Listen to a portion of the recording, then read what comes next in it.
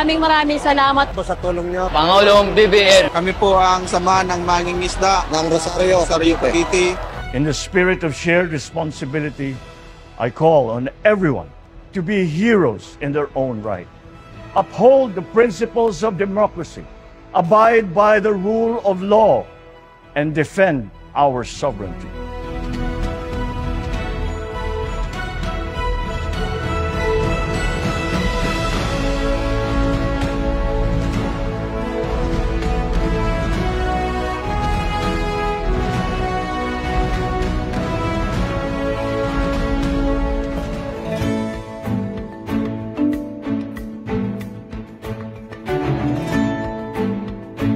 So with your cooperation, we can bring about the bagong Pilipinas that we envision for ourselves and for our children.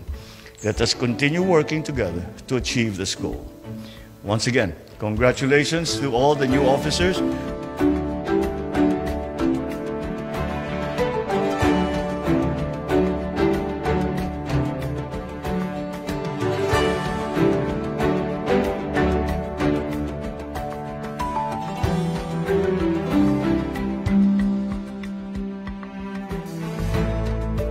Mga kababayan, kasabay ng pagbibigay namin ng tulong sa mga komunidad, asahan din po ninyo na patuloy ang inyong pamahalaan sa paghahanap ng solusyon sa mga problemang dinulot ng pangyayaring ito.